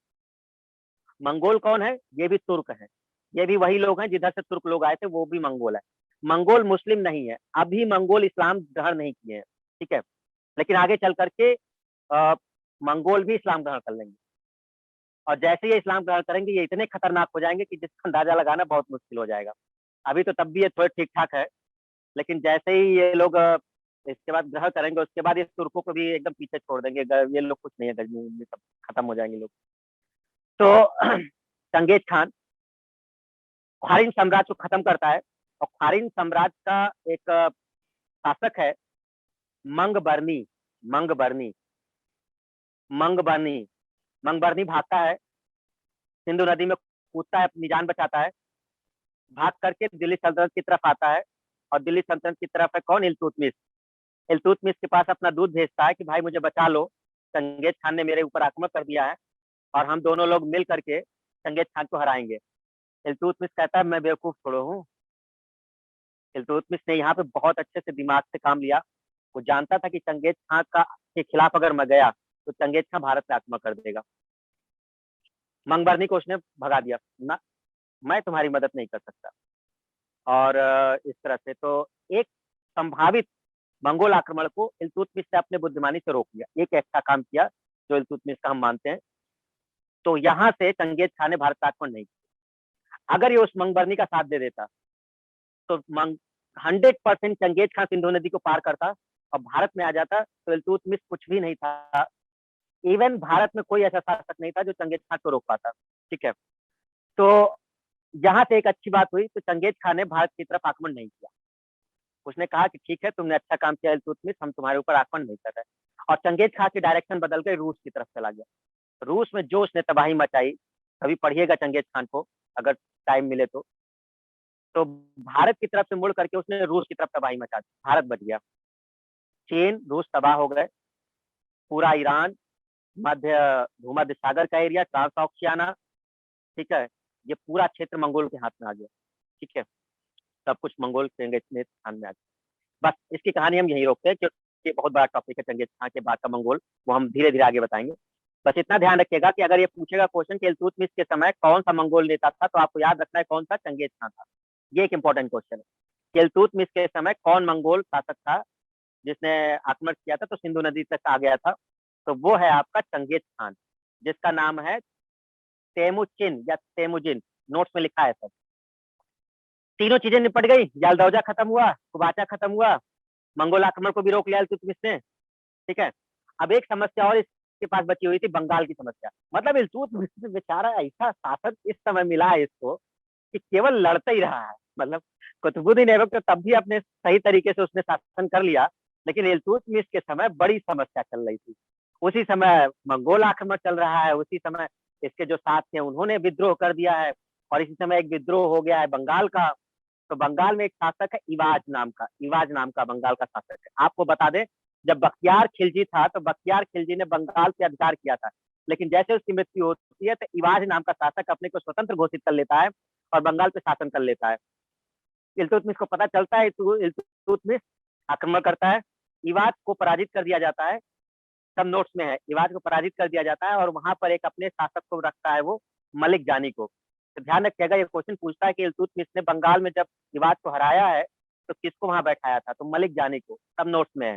ठीक है, बट एक दिक्कत होती है कि बंगाल के जीतने के बाद इसके बेटे की मृत्यु हो जाती है इल्तुतमिश के, और बेटे की मृत्यु हो जाती है, ये बहुत दुखी होता है इल्तुतमिश बेटे की मृत्यु के उस पर, और एक मकबरा बनवाता है अपने बेटे का, सुल्तानगढ़ी का मकबरा जो दिल्ली में है। सुल्तानगढ़ी का मकबरा, ध्यान रखिएगा, बहुत इंपॉर्टेंट है। तो सुल्तानगढ़ी का मकबरा बनाता है अपने बेटे की मृत्यु पर। कौन बनाता है? इल्तुतमिश बनवाता है। इसलिए एक क्वेश्चन पूछा जाता है, मकबरा शैली का जन्मदाता किसे कहते हैं? मकबरा शैली का जन्मदाता इल्तुतमिश को कहते हैं। मकबरा शैली का जन्मदाता, नोट कर लेना, याद कर लेना, मकबरा शैली का जन्मदाता इल्तुतमिश को कहते हैं। बात समझ में आई हमारी? मकबरा शैली का जन्मदाता कौन? इल्तुतमिश। और सुल्तानगढ़ी का मकबरा बनवाया है, सुल्तानगढ़ी दिल्ली में पड़ता है। इसीलिए आपको बहुत सारे मकबरे दिल्ली के आसपास देखने को मिलेंगे कि दिल्ली सल्तनत पे इन्हीं लोग का शासन था, तो सब मकबरा ही वो उधर ही देखने को मिलेगा आसपास। जब इल्तुतमिश की मृत्यु होती है, तो इल्तुतमिश की मृत्यु जब होती है तो इसका मकबरा बना है कुतुब मीनार के क्षेत्र में। जो कुतुब मीनार का एरिया है, कुतुब मीनार का जो प्रांगण है, जब आप कभी कुतुब मीनार में जाएं तो कुतुब मीनार जो बहुत बड़ा एरिया बनता है उसका, उसमें आपका यहाँ पर इसका मकबरा बनवा दिया गया। तो हाँ, कुतुब मीनार का प्रांगण ही कहोगे उसे, क्योंकि कुतुब मीनार तो मीनार है, उसके अंदर थोड़ा जाएगा। तो कुतुब मीनार का प्रांगण है वो बहुत बड़ा, तो वहां पर वो बना हुआ है इसका मकबरा, ध्यान रखिएगा। तो इल्तुतमिश का मकबरा कहाँ है? कुतुब मीनार का जो, ऐसे याद कर लो कि कुतुब मीनार जहाँ बना है उसी के पास में उसका मकबरा है। ठीक है, इस तरह ज्यादा अच्छा है।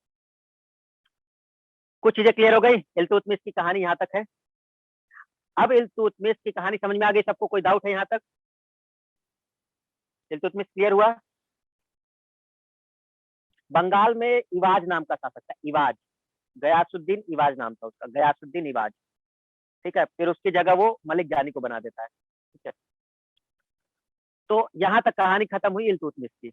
ओके, अब ध्यान रखिएगा, दिक्कत एक और हो गई कि इल्तुतमिश जब बैठा है और जब इल्तुतमिश की मृत्यु हुई, तो यहाँ पे उत्तराधिकार की लड़ाई बड़ी खतरनाक चल रही है, क्योंकि ये लोग किसी उत्तराधिकार को बनाए नहीं थे, तो यहाँ पे चल रहा है। लेकिन एक अच्छा काम इल्तुतमिश ने ये कर दिया था कि उसकी जो बेटी थी रजिया सुल्तान, तो 1232-33 के आसपास इसने ग्वालियर पे अभियान किया था। इल्तुतमिश ने ग्वालियर विजय की थी, और उस ग्वालियर विजय पे जाने से पहले इसने रजिया को सुल्तान बना दिया था। रजिया सुल्तान को इसने गद्दी दे दी थी, बट ये बनाना नहीं चाहता था, लेकिन मजबूरी थी, क्योंकि कोई भी इसका बेटा योग्य शासक नहीं था। उसमें से एक था रुकनुद्दीन रुकनुद्दीन फिरोज शाह रुकनुद्दीन फिरोज शाह। तो इल्तुतमिश के बाद कुछ समय के लिए रुकनुद्दीन फिरोज शाह बैठता है, बट ये योग्य शासक नहीं था, तो हट जाता है, रजिया सुल्तान फिर बैठती है, तो मेन रजिया सुल्तान है। तो रजिया सुल्तान 1236 में शासक बनती है और 1240 तक ये शासन करती है। तो बहुत कम अवधि रहती है रजिया सुल्तान की, और क्योंकि एक स्त्री है तो स्त्री को बहुत ज्यादा वहां पे तवज्जो नहीं दी जाती थी। कोई ये नहीं मानता था उसमें शासन में कि कोई स्त्री शासन करेगी और हम उसके अंडर काम करेंगे, तो किसी को स्वीकार नहीं था। तो रजिया के खिलाफ बहुत विद्रोह हुआ, ठीक है, हर कोई उसके खिलाफ खड़ा हो गया। बट रजिया बहुत ही योग्य शासक थी। अगर वो स्त्री न रही होती, अगर एक पुरुष रही होती, तो एक अच्छा नाम कमाती पूरे शासन में। लेकिन स्त्री होते हुए भी उसने एक बहुत अच्छा परिचय दिया था, सूझबूझ का काम किया था। वो पुरुषों की पोशाक पहनती थी, एकदम पुरुषों की तरह रहती थी। उस समय बुर्का प्रथा चलती थी, जो स्त्रियों को रखना पड़ता था, लेकिन रजिया सुल्तान ने उसका विरोध किया। बिना बुर्का के वो आती थी दरबार में, और पुरुषों के परिधान पहनती थी, जो कि सख्त मनाही थी। तो सब उसने वो काम किए जो एक प्रकार से शासक को करना चाहिए था, ठीक है। लेकिन क्योंकि वो एक स्त्री थी, इस वजह से बहुत सारी गड़बड़ हुई। दूसरा एक पॉइंट हुआ, एक व्यक्ति है याकूत नाम का, याकूत, ठीक है, मलिक याकूत कहते हैं। तो मलिक याकूत तुर्क नहीं था, गैर तुर्क था। तो इसको भी इसने एक ऊंचे पद पे रख दिया था रजिया सुल्तान ने, जिससे और खिलाफत इसकी हो गई, क्योंकि इसके दरबार में ज्यादातर तुर्क लोग थे, और उनको ये स्वीकार नहीं था कि कोई गैर तुर्की हमारे इसमें आ जाएगा। तो कहा जाता है कि याकूत से इसके कुछ संबंध थे, और इसी को कुछ इसने ऊंचे पद पर दे दिया था, इससे भी लोग नाखुश हो गए थे। तो इस तरह से इसके खिलाफ बहुत सारी बगावत हुई, और इसको सत्ता से हटाने के बहुत प्रयास किए गए रजिया सुल्तान। तो भटिंडा में, जो पंजाब है, भटिंडा में एक शासक था उस समय, अल्तुतुनिया। दो नाम आपको याद रखने हैं रजिया सुल्तान में, केवल एक याकूत को याद रखना है और एक अल्तुतुनिया को याद रखना है। तो याकूत को इसने एक अच्छा पद दे दिया था अपने उसमें, ठीक है। तो अल्तुतुनिया से जो दूसरे लोग थे जो नाखुश थे रजिया सुल्तान से, तो उन्होंने अल्तुतुनिया से संपर्क किया जो भटिंडा में था, और उसको अपनी तरफ मिला करके कहा कि रजिया सुल्तान को हमको हटाना है, रजिया सुल्तान को मारना है। तो अल्तुतुनिया जो भटिंडा में था पंजाब के एरिया में, वो तैयार हो गया और उसने आक्रमण किया।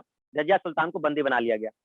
रजिया सुल्तान को बंदी बना लिया, और बंदी बना करके वहीं उधर पंजाब साइड में, भटिंडा साइड में ले जाया गया। रजिया सुल्तान ने सिर्फ बुद्धि का परिचय दिया। अल्तुतुनिया से उसने विवाह का प्रस्ताव रख दिया। उसने कहा ऐसा करो, तुम मुझे मारो मत, मैं तुमसे शादी कर लेती हूँ। मैं भी खूबसूरत, तुम भी ठीक हो, मार दोगे कोई मतलब नहीं है, इससे बढ़िया है कि शादी करके दोनों लोग खुश रहते हैं। अल्तुतुनिया ने कहा बहुत बढ़िया। तो रजिया सुल्तान ने यहाँ अपनी जान बचा ली। मतलब स्त्री क्या कर सकती है अगर वो दिमाग से काम ले तो, ठीक है। तो उसने शादी कर ली अल्तुतुनिया से, बढ़िया, भटिंडा में हो गया। अब यहाँ के जो शासक शासक क्या कहोगे, जो अमीर लोग थे या जो सूबेदार लोग थे यहाँ के, उन लोगों ने कहा ये लो, हमने तो अल्तुतुनिया को कहा था कि रजिया को मारना है, इन लोगों ने शादी करके खुद वो सब कर लिया, तो एक गड़बड़ और हो गई। तब एक लोग को और तैयार किया गया, बहराम शाह को। बहराम शाह को तैयार किया इन अमीरों ने, और उसके बाद इन लोगों ने आक्रमण करवाया उससे अल्तुतुनिया और उस पर रजिया सुल्तान। तो यहाँ पर कहा जाता है कि रजिया सुल्तान को मार दिया गया, मतलब यहाँ पर रजिया सुल्तान की मृत्यु हो जाती है, अल्तुतुनिया की भी, तो दोनों लोग को मार दिया जाता है। तो यहाँ से पूरी कहानी खत्म हो जाती है। तो रजिया सुल्तान का बहुत ज्यादा समय नहीं चलता, केवल 1236 से 1240, बस 4 उसका रहता है। बस 2 लोग के नाम इसमें इंपॉर्टेंट है केवल, और ध्यान रखिएगा कि ये पहली मुस्लिम शासिका है और अंतिम शासिका भी है, इसके बाद कोई महिला शासिका नहीं आएगी, ठीक है। तो इसलिए क्वेश्चन सबसे बड़ा इंपॉर्टेंट यही होता है कि दिल्ली सल्तनत या जो मुस्लिम पहली शासिका कौन बनी है, तो रजिया सुल्तान बनी है। किसकी बेटी है? इल्तुतमिश की बेटी है, ठीक है, ध्यान रखिएगा। लेकिन बहुत अच्छी शासिका थी, ये हम इसको मानते हैं कि इसने बहुत अच्छे काम वगैरह किए थे, बट एक स्त्री होना इसके लिए सबसे ज्यादा खतरनाक हो गया था, जो इतिहासकार मानते हैं इस चीज को, ठीक है। दूसरा गैर तुर्क जो था याकूत, वो भी थोड़ा सा गड़बड़ था, जिसको इसने अच्छी पदवी दे दी थी, है ना। तो इसमें भी कुछ अलग अलग रीजन है, जो भी रहा हो, बट रजिया का काम खत्म हो गया। इसके दौरान रजिया के बाद 2-3 शासक बैठते हैं, बट वो इम्पोर्टेंट नहीं है। बहराम शाह बैठता है, फिर अलाउद्दीन मसूद शाह बैठता है, फिर एक और आता है नासिरुद्दीन महमूद आता है, और फिर बैठता है बलबन। तो नासिरुद्दीन महमूद ये थोड़ा सा याद रखना है। नासिरुद्दीन महमूद जो है 1246 में बैठता है। अच्छा चलो एक बात बता देते हैं आपको, 1240 में रजिया की मृत्यु हुई है, 1240 से 1242 में बहराम शाह बैठा है, 1242 से 1246 में अलाउद्दीन मसूद शाह बैठा है, और फिर 1246 से 1266 तक, लगभग 1246 से 1266 तक नासिरुद्दीन महमूद बैठेगा। नासिरुद्दीन महमूद, ये नाम थोड़ा याद रखना है, नासिरुद्दीन महमूद, ठीक है। और नासिरुद्दीन महमूद के बाद फिर बैठेगा बलबन 1266 से 1287 तक। तो हम बताएंगे आपको केवल बलबन के बारे में, ठीक है, बट ध्यान रखिएगा ये चीजें चल रही है। बलबन गद्दी पे बैठता है, रजिया सुल्तान के बाद मेन शासक आता है बलबन। बलबन कौन था? बलबन को जब ग्वालियर विजय किया था, जब ग्वालियर विजय किया था इल्तुतमिश ने, जिस समय रजिया सुल्तान को गद्दी पर उसने बैठाया था 1233 में, जब उसने शासक घोषित कर दिया था, लेकिन गद्दी पे बैठी नहीं थी वो, घोषित कर दिया था 1232-33 के आसपास, उसी समय बलबन को इसने लिया था या पाया था। ग्वालियर जब जीता था इसने, तो उसमें मंगल देव शासक थे, तो वहां से ये लेके आया था बलबन को, ठीक है। बलबन पहले मंगोलों के हाथ में पड़ गया था, तो मंगोल बचपन में ही मंगोल उठा ले गए थे बलबन को। फिर बाद में ऐसे करके धीरे धीरे करके वो पहुंचा किसके पास, इल्तुतमिश के पास पहुंचा था। तो सब गुलाम ही हैं, इसलिए पूरा गुलाम वंश कहा जाता है। तो एक ही दो लोग थे जो गुलाम नहीं थे। अब जैसे रजिया गुलाम नहीं है, तो खुद बेटी है उसकी, है ना। तो बलबन गद्दी पे बैठता है। बलबन के बारे में जान लो कि ये एक ऐसा शासक, बलबन जब बैठता है तो ये कहता है, मैं मैं जिल्ले इलाही। जिल्ले इलाही समझते हो? जिल्ला इलाही कौन समझता है जिल्ले इलाही का मतलब? बताए जो जिले, अरे कुछ लोग तो समझते होंगे जिल्ले इलाही। लिखो जरा, कौन समझता है जिल्ले इलाही? खुदा। गॉड। तो बलबन कहता था मैं जिल्ले इलाही, ठीक है, पहली बात। तो जिल्ले इलाही कहा करता था। जिल्ले इलाही का मतलब है ईश्वर का प्रतिबिंब, ईश्वर का ही एक छाया, ईश्वर का ही प्रतिबिंब है वो, ठीक है। तो जिल्ले इलाही बोलता था, पहला बात। दूसरा, नियामत खुदाई कहता था। नियामत खुदाई, नियामत खुदाई का मतलब होता है कि ईश्वर ने ही भेजा है और मैं ईश्वर का ही प्रतिनिधि बन के आया हूँ। तो मैं ईश्वर का प्रतिनिधि बन के आया हूँ, ईश्वर ने ही मुझे भेजा है और ईश्वर के कहने पे मैं शासन कर रहा हूँ। तो पहली बात नियामत खुदाई, दूसरी बात जिल्ले इलाही, और मैं ईश्वर का प्रतिबिंब हूँ। दो मेन पॉइंट जो कहा करता था। ऐसा उसने क्यों कहा? ताकि उसके सल्तनत में कोई इसके खिलाफ खड़ा ना हो पाए। बड़ा दिमाग से काम किया बलबन ने, क्योंकि एक तो वो मेन वो नहीं था, गुलाम टाइप का था, ठीक है, दास टाइप का ही था वो। तो उसने कहा कि ऑब्वियस सी बात है मेरे खिलाफ विद्रोह तो होगा ही होगा। तो दो चीजें उसने करवाई, अपने को जिल्ले इलाही कहलवाया और दूसरा इसने नियामत खुदाई कहलाया। तो अब जो ईश्वर का ही प्रतिबिंब हो, ईश्वर का वो हो, तो भाई कौन उसके खिलाफ जाएगा? इसलिए उसके खिलाफ उतनी बगावत नहीं हुई। अच्छा, था क्रूर बहुत, बट हम आज थोड़े से उसमें है कि हम क्रूरता की बात नहीं कर रहे हैं, ठीक है। तो आज हमने कोई भी क्रूरता की बात नहीं की है, तो आज हम नहीं करेंगे, ठीक है, उसकी बात हम छोड़ देते हैं। तो बलबन बैठता है और दोनों चीजें होती है, नियामत खुदाई और आपका मिलता है इसको जिल्ले इलाही। चलो, अब दूसरी बात इसको होती है कि राजत्व के इसके राजा बनने के बाद इसने दो कॉन्सेप्ट लगाए। पहला कि राजा जो है, राजा जो है उसको निरंकुश होना चाहिए, निरंकुश शाही। मतलब अगर उसे जरूरत पड़े तो किसी को भी वो मार सके, दबा सके, इसके लिए वो निरंकुश शासन करे, ये बलबन मानता। तो निरंकुश होना चाहिए उसको, ठीक है। अच्छा, तो ये दो तीन पॉइंट है जो आपको याद रखना है। क्लियर हुआ सबसे बात? अब सबसे इंपॉर्टेंट बात होती है कि इसने एक चीज चलाई थी, रक्त और लौह की नीति। याद करो, मेरे साथ दो बार बोलो। बलबन ने चलाई थी रक्त और लौह की नीति। क्या चलाई थी? बलबन ने क्या चलाई थी?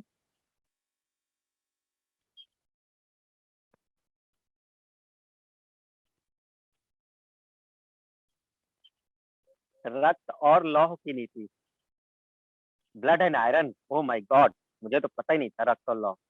किसी ने लिखा है blood and God, blood and iron लिखा है। अच्छा, वेरी गुड। तो रक्त और लौह की नीति, अब थोड़ा सा रक्त और लौह नीति समझा दें, अगर आप समझो तो। अगर इसको सही तरीके समझना चाहो तो रक्त और तलवार की नीति समझ सकते हो, या लौह या तलवार की नीति समझ सकते हो। असल में क्या था, बलबन के समय डाकू लुटेरे बहुत हो गए थे। तो बलबन के समय क्या होता था कि ये जो डाकू लुटेरे थे, ये बहुत ज्यादा हो गए थे उसके में। कहीं भी जब भी कुछ होता था तो सब लूट लिया जाता था सड़क वड़क पर, और ये बड़ा मुश्किल हो गया था। तो बलबन ने कहा ये चलेगा कैसे, जब ऐसे सब चलता रहेगा तो हम तो बदनाम हो जाएंगे और हमारा शासन नहीं चलेगा। तब उनने पूरा तलवार उठाया और कहा जो मिल जाए रास्ते में, और जो लुटेरा सब मिले सबको मारो। तो बड़े लेवल पे जितने डाकू लुटेरे थे सबको मारा गया, बिल्कुल विधिवत तरीके से पूरा खत्म किया गया सबको एक तरफ से। हम नहीं जा रहे थे आज, लेकिन बताना पड़ा रक्त और लौह की नीति। तो इसमें उसने यही है रक्त और लौह की नीति। तो तलवार उठाई और निपटाना चालू कर दिया एक तरफ से। तो कुछ ही समय में सफलता मिल गई थी उसको, ये सब चीजें बंद हो गई थी, तब उसने शासन बढ़िया से किया। तो ये रक्त और लौह की नीति कहलाती है जो बलबन ने चलाई। ठीक है, अच्छा अब आते हैं जो इसने प्रथा चलाई, जो क्वेश्चन केवल एग्जाम पॉइंट ऑफ व्यू की बातें हम केवल कर रहे हैं। ठीक है, इसने एक प्रथा चलाई है सिजदा प्रथा, सिजदा, और एक चलाई है पाबोस। समझो जरा सिजदा क्या होता है, सिजदा समझते हो, सिजदा, सिजदा जानता है तुम लोग, क्या समझोगे, कोई पता ही नहीं है यहाँ। इवन हमें तो पता है कि ये रफिया वफिया भी ना जानते होंगे, रफिया में कुछ ना जानते होंगे लोग, सब लोग कुछ पता ही नहीं है, कोई कुछ संपस पढ़ता ही नहीं है यार, चाहे जिसको समझ लो। सिजदा होता है कि जमीन पर, जैसे आप अपने घुटनों पर बैठ करके और जब सर को जमीन पे लगाते हैं, जैसे जब ये लोग नमाज पढ़ते हैं समथिंग, तो जैसे नहीं करते हैं ना शायद, हिस्सा वही तो करते हैं ना कि जैसे जमीन पे सर वगैरह लगाया जाता है, तो इस तरह से किया जाता है। तो ये है सिजदा प्रथा। तो जब ये कोई सुल्तान के सामने आया करता था, बलबन के सामने, तो कहता था तुमको सिजदा करनी है, मैं खुदा का बंदा हूँ, मैं नियामत खुदाई हूँ, और मेरे सामने अगर तुम्हें आना है तो मेरे सामने सिजदा करना होगा।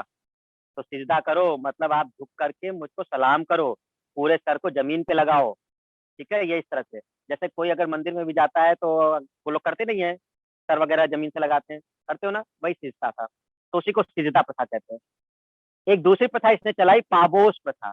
पाबोस क्या चलाई, जब आप आएंगे तो जैसे लोग हाथ को चूमते नहीं है, हाथ को ऐसे करके चूमते हैं उस तरह से खुदा का, तो ये कहता था मेरे पैरों को चूमना है। मतलब बड़ा खतरनाक था यार बलबन। तो ये कहता था कि मेरे जब भी आप मेरे पे आए और मेरे सम्मान करना है तो मेरे पैरों को चूम कर आपको सम्मान करना है। उसको कहते थे पाबोस प्रथा। तो एक इसने चलाई सिजदा प्रथा और एक चलाई पाबोस प्रथा। क्यों चलाई, क्योंकि भाई नियामतें खुदाई थी, हर समय यही कहता था, और मेरा सम्मान करो सब, और जिल्ले इलाही, तो इस वजह से सब चीजें इसने की। एक इसने प्रथा, एक इसने त्योहार चलाया था, नौरोज का त्योहार।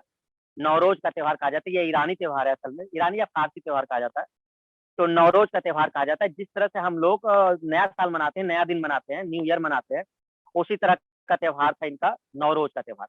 तो उसको ये मनाया करता था, ध्यान रखिएगा, नौरोज का त्योहार मनाता था, नया दिन था। ठीक है, ये 2-3 पॉइंट आपको याद रखने हैं बलबन से। क्लियर हो गए सबको पॉइंट।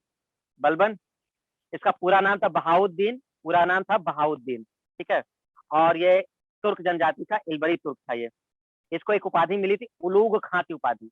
उलूग खां की उपाधि दी थी नासरुद्दीन महमूद ने, जो इसके ठीक पहले का शासक था। नासरुद्दीन महमूद जो इसके ठीक पहले का शासक था, 1246 से 1266 तक, नासरुद्दीन महमूद, इसने इसको उलूग खां की उपाधि, बहुत इंपॉर्टेंट है उलूग खां, ये क्वेश्चन बनता है, उलूग खां की उपाधि किसको दी गई थी, बलबन को दी गई थी। किसने दी थी, नासरुद्दीन महमूद ने दी थी। नासरुद्दीन महमूद से बलबन ने अपनी बेटी का शादी कर दिया था। अरे बड़ा गजब इतिहास है यार, अगर इंटरेस्ट लेके पढ़ो ना तो बड़ा मजा आता है। थोड़ा सा एग्जाम पॉइंट को अगर एक तरफ रख दें और इतिहास को पढ़ें तब बड़ा मजा आएगा, क्योंकि इतिहास एग्जाम देने के लिए तो खैर बस केवल एक एक पॉइंट पढ़ना पड़ता है ना, हिस्ट्री जब पढ़ोगे स्टोरी तब मजा आती है समझने में। नासरुद्दीन महमूद था जब शासक, तो बलबन को सत्ता चाहिए थी भाई, तो नासरुद्दीन महमूद से उसने अपनी बेटी की शादी कर दी, और अपनी बेटी से शादी कर दी, बेटी की शादी कर दी थी बलबन ने, जिससे उसको एक अधिकार प्राप्त हो गया था और अच्छा खासा हो गया था। धीरे धीरे चल के 1266 में खुद शासक बन गया था बलबन। तो इस तरह से चीजें है। तो ये पूरी कहानी है गुलाम वंश की, ये पूरी कहानी है आपके गुलाम वंश की जो शासन हुए। तो गुलाम वंश में सबसे पहले गद्दी पे बैठा है कुतुबुद्दीन ऐबक। फिर हम दूसरे शासक की बात करें, वैसे तो 11 हैं, वो आप देख लेना, हम लिस्ट दे चुके हैं आपको, हम मेन मेन बात कर लेते हैं। तो कुतुबुद्दीन ऐबक है, फिर बैठा है आपका इल्तुतमिश, और फिर आती है आपकी रजिया सुल्तान, और फिर आता है आपका बलबन। ये 4 मेन शासक हैं जो आपके गुलाम वंश के मेन शासक हैं, जो जिनको याद रखना है, जिनसे क्वेश्चन बनता है। ध्यान रखिएगा बस ये 4 शासक के बारे में। इल्तुतमिश का गुलाम, अरे इल्तुतमिश को बताया तो कि इल्तुतमिश जब ग्वालियर गया था, तो ग्वालियर विजय में जब वो गया था तभी तो उसने बलबन को प्राप्त किया था। एक प्रकार से बलबन उसके पास ही तो था। तो इल्तुतमिश जब बलबन को ही तो लेके आया था वहां से, वो ग्वालियर से, ठीक है। बट हम गुलाम तो नहीं कहेंगे उसको, लेकिन हाँ उसको प्राप्त किया था उसने वहां से, ठीक है, ध्यान रखिएगा। तो ये एक प्रकार से गुलाम भी कह सकते हो क्योंकि उसके अंडर ही काम कर रहा था, ठीक है, तो गुलाम भी कह सकते हो, ऐसी कोई बात नहीं है। तो ये गुलाम वंश खत्म होता है। गुलाम वंश खत्म होता है 1206 से 1290। अब हमारी पूरी बात समझ लो, हम थोड़ा सा इसको कंक्लूड कर देते हैं। कंक्लूड कैसे करते हैं? सबसे पहले 1206 से 1210 में कुतुबुद्दीन ऐबक बैठा है। 1210 में ही आराम शाह बैठा है जिसकी मृत्यु हो गई है। 1210 से 1236 में इल्तुतमिश आया है। 1236 से 1240 में रजिया सुल्तान बैठी है। 1240 से 1242 में आपका बैठा है बहराम शाह। फिर आपका आता है 1242 से 1246 अलाउद्दीन मसूद शाह। फिर 1246 से 1266 तक रहता है आपका नासिरुद्दीन महमूद। फिर नासिरुद्दीन महमूद के बाद आपका आता है 1266 से 1287 बलबन। और 1287 से 1290 में आएगा कैकुबाद। कैकुबाद बलबन का पोता है, ठीक है, कैकुबाद बलबन का पोता है। जब बलबन की मृत्यु हो जाएगी तो उसका पोता बैठेगा कैकुबाद। बट कैकुबाद अयोग्य शासक है, ज्यादा दिन नहीं रह पाएगा, 1290 में ही वो मर जाएगा। फिर बैठेगा क्यूमर्स। क्यूमर्स एक शासक है, वो भी 1290 में खत्म हो जाएगा, ठीक है। 1290 में कहानी खत्म हो जाएगी गुलाम वंश की।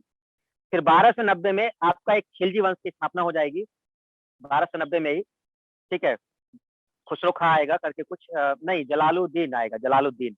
तो जलालुद्दीन खिलजी आएगा, ठीक है। और जलालुद्दीन खिलजी आएगा, वो खिलजी वंश की स्थापना करेगा 1290 में। तो 1206 से 1290 जो है आपका ये गुलाम वंश का काल है। और ये शासक है मेन में जो है। समझ में आई हमारी पूरी बात सबको अच्छे से? ठीक है, कुछ क्वेश्चन पूछ लें जल्दी से, 5 मिनट और दे दो सब लोग, है ना, हम समझ रहे हैं, ठीक है। तो ये अब जल्दी से सब लोग अपने चेहरे दिखा दो, तब क्वेश्चन पूछे हम साथ में। जल्दी से ओपन करो सब लोग जरा, है जल्दी जल्दी, सामने आकर के सब लोग आंसर दो। बस 5 मिनट और खत्म करते हैं। हाँ चलो, कहानी समझ में आ रही थी सबको? अरुण ठीक है, श्रुति, ज्योति, आशीष, आशीष सब बहुत बढ़िया। चलो बताओ जल्दी से, गुलामों का गुलाम किसे कहते हैं? गुलामों का गुलाम किसे कहते हैं? सृष्टि, तो उनका नवीन, नवीन, ये सब स्टूडेंट हमारे देखे हुए स्टूडेंट, सब मेरी क्लास के स्टूडेंट है, सबको पहचान लो। Iltutmish, very good. जल्दी से बताओ दिल्ली सल्तनत का वास्तविक संस्थापक। दिल्ली सल्तनत का वास्तविक संस्थापक। दिल्ली सल्तनत का वास्तविक संस्थापक यही है। वेरी गुड, यही है। टाइप क्यों करे सर, यही है, बता दीजिए सर, यही कौन है? इल्तुतमिश है, वेरी गुड। तो ये चलिए, शुद्ध अरबी का सिक्का किसने चलवाया था? शुद्ध अरबी का सिक्का किसने चलवाया था? यही चलवाया था। कौन चलवाया था? यही चलवाया था, है ना, यही चलवाया था। कौन चलवाया था सर? यही चलवाया था। शुद्ध अरबी का सिक्का कौन चलवाया था? यही चलवाया था, ठीक, वेरी गुड। तो ये भी बात हो गई। अच्छा, जिल्ले इलाही किसने अपने आप को कहलवाया? जिल्ले इलाही किसने अपने आप को कहलाया गुलाम वंश में? जिल्ले इलाही किसने कहलवाया था? बलबन ने कहलवाया था, ठीक है। कौन सी प्रथा इसने चलाई थी? जिल्ले इलाही के, ये तो अलग है, प्रथा बताओ बलबन ने कौन सी चलाई थी? बलबन ने कौन सी प्रथा चलाई थी? सिजदा, सिजदा और पाबोस। सिजदा और पाबोस। सिजदा और पाबोस, ठीक है, दोनों चीजें क्लियर है सबको, सिजदा और पाबोस, ठीक है, वेरी गुड। अच्छा, और एक इंपॉर्टेंट बात बता दो जरा, इल्तुतमिश के समय किस मंगोल शासक का आक्रमण हुआ था? इल्तुतमिश के समय किस मंगोल शासक का आक्रमण हुआ था?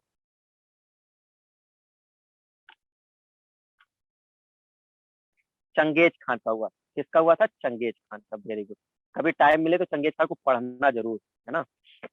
ठीक है, तो ये हो गया। अच्छा, चलो आप कहते हैं मकबरा शैली का जन्मदाता किसे कहते हैं? मकबरा शैली का जन्मदाता किसे कहते हैं? मकबरा शैली का जन्मदाता किसे कहते हैं? इल्तुतमिश। Very good. जल्दी से बताना। कुव्वत अल इस्लाम और कुव्वत अल इस्लाम और 2.5 दिन का झोपड़ा किसने बनवाया था? कुव्वत अल इस्लाम और 2.5 दिन का झोपड़ा। कुव्वत अल इस्लाम और 2.5 दिन का झोपड़ा किसने बनवाया था?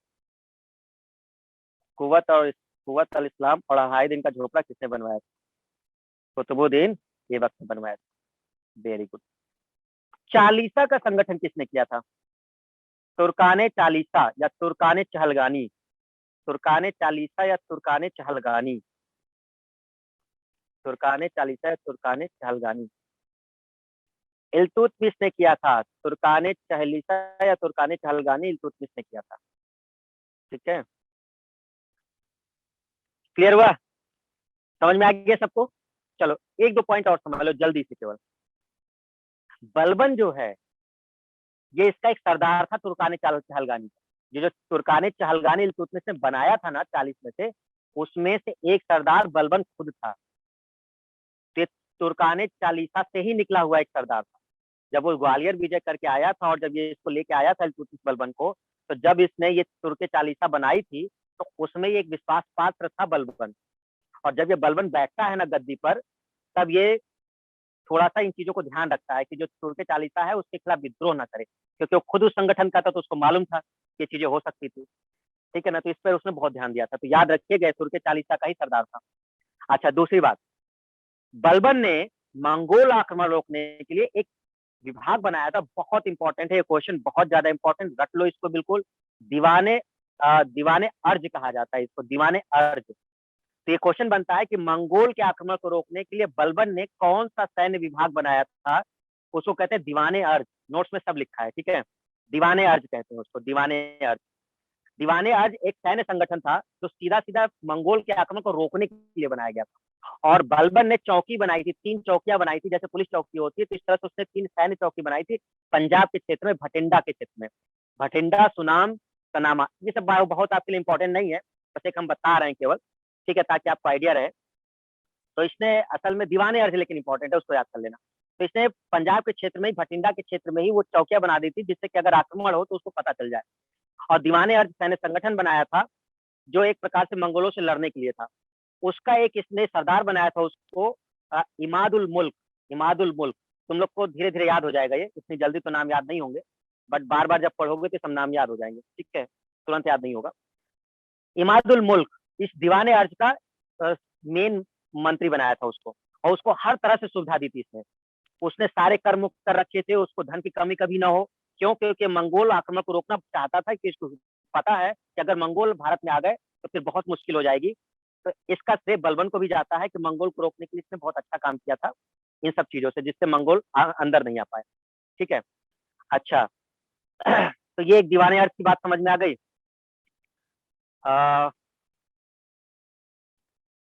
इल्तुतमिश के समय कौन सा मंगोल आक्रमण हुआ था? चंगेज खान था, ठीक है ना। अब हमारी बात सुनिएगा,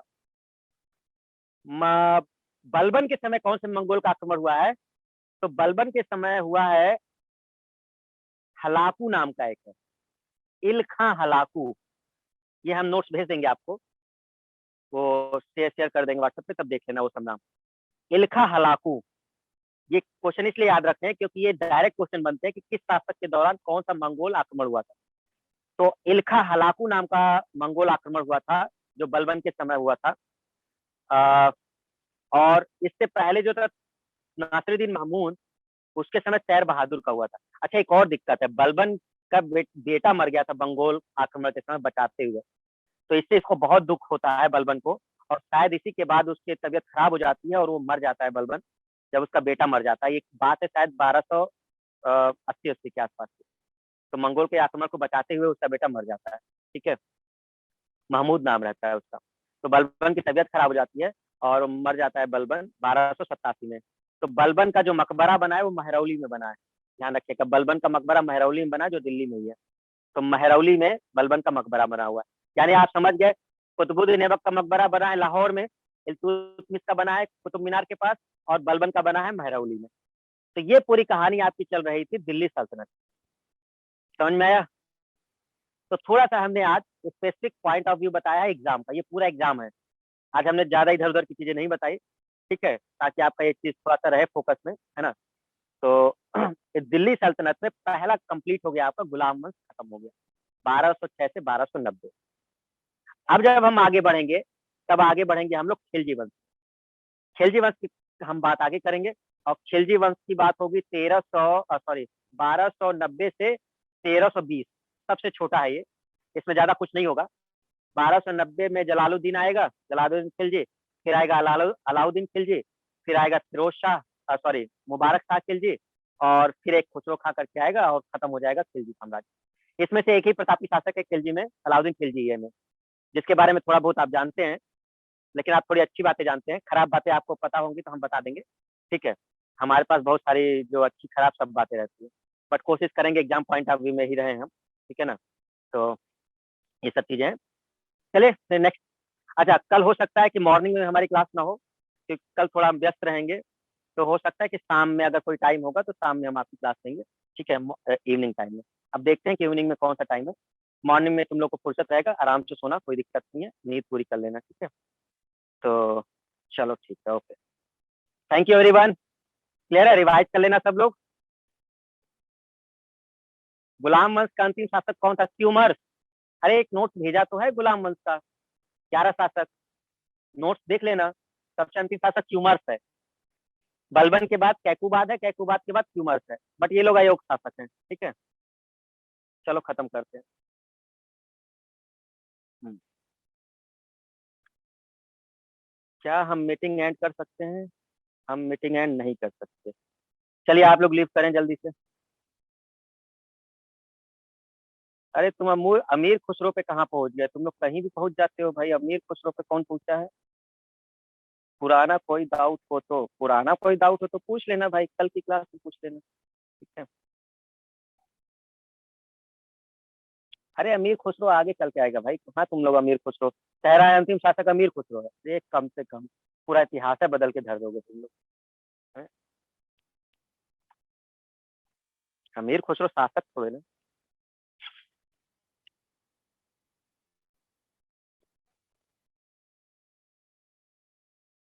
अरे तुम लोग लेफ्ट करोगी,